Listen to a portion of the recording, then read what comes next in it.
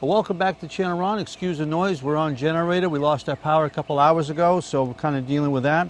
What I'm working on today is a small 8-foot trailer, and the problem is the plunger pin needs to be replaced. The client brought me the plunger pin and the spring, and that was it. So it's going to need a washer, and it's going to need a cotter pin to put this all back together. First thing you want to do is you want to put the trailer up on a jack stand or a block or whatever you might have it around. Block the wheels up so it doesn't roll away from you. So the purpose of the plunger pin is to keep the jack from sliding around, moving back and forth. So when you're traveling, you can lock it in like that.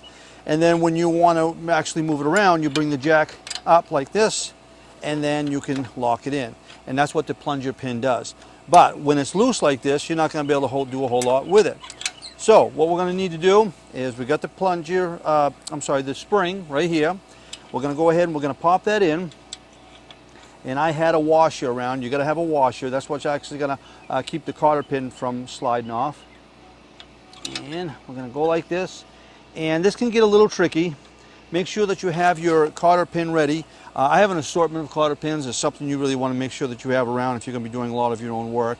You can get these anywhere, Amazon, Harbor Freight, but it's got a lot of different sizes. And make sure that you find the right size. And that's the size I need. Have that ready. And this can get a little tricky. And what you need to do is you need to compress that spring.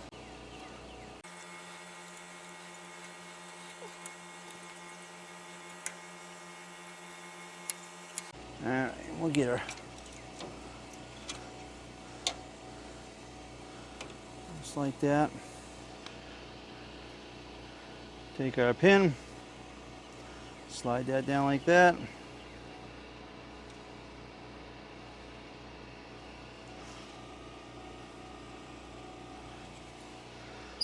There we go.